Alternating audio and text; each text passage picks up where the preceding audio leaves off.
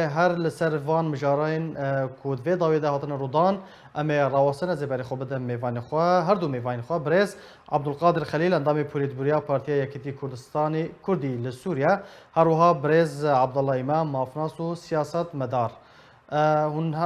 هون هر دو بخیراتن برز عبدالقادر خلیل به مرا آمده برز عبدالقادر اگر تو دنگی مدکی دست بکده ایریشین چکدارین یپگه کو سر ویس به ایریشی هریما کورسان کربنون چاوا شروع دکن چاوا دنرخینن یعنی کار یپگه ل هریما کورسان چی حتی کو ایریشی هریما کورسان دکه ريزو سلاب جبوي قناة آركي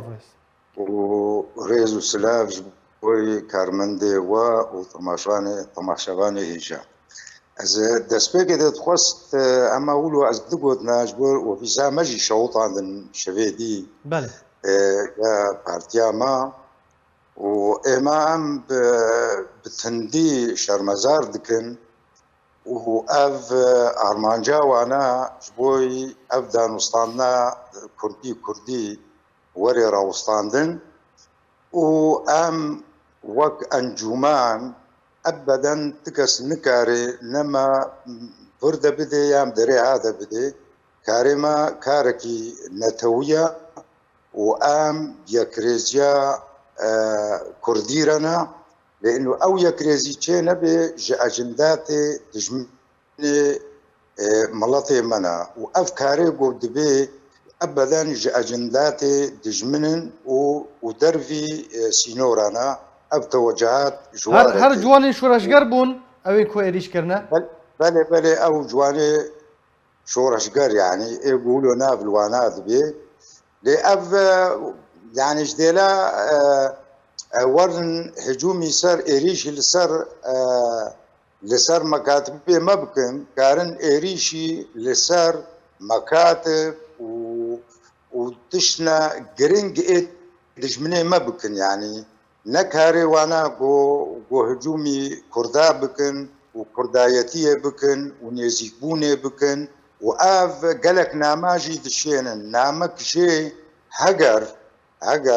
يعني باسكك جي بارتيا وانا بنيزيكبونا تفقا كردي ربي اف نامك جيرا انو بصا ونامك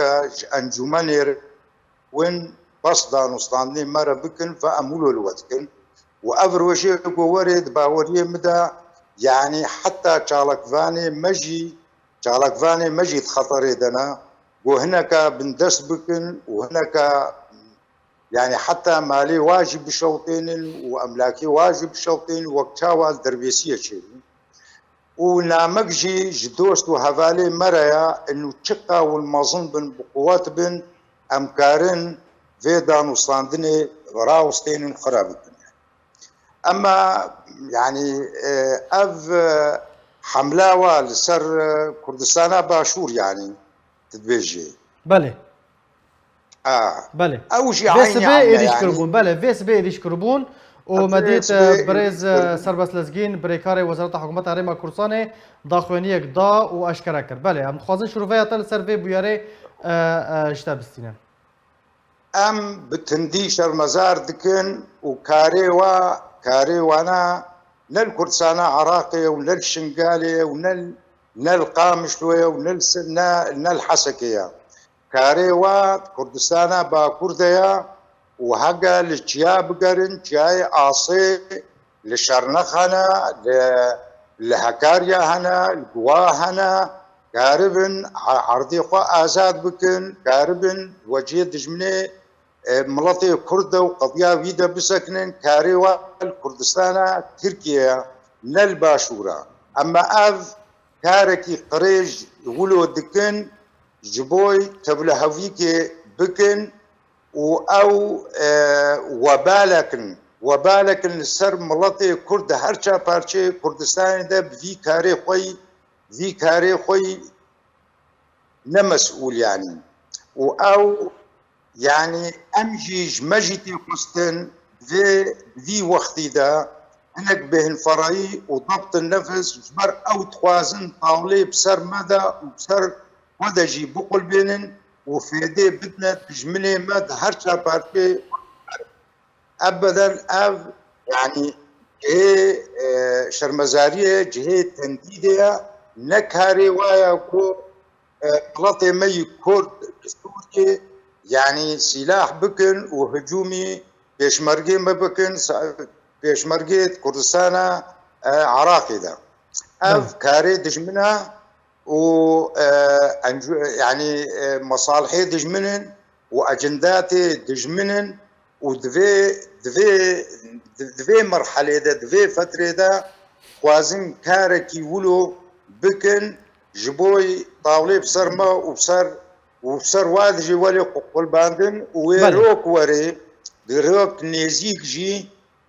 وحقي فا كيمايي خوا حقي في شعب سوريا خوا حقي في راستيا خوا وبدن لوين نسر دستي كردا بدن يعني باشا وكرد بله قال لك عاجزن ملطي ما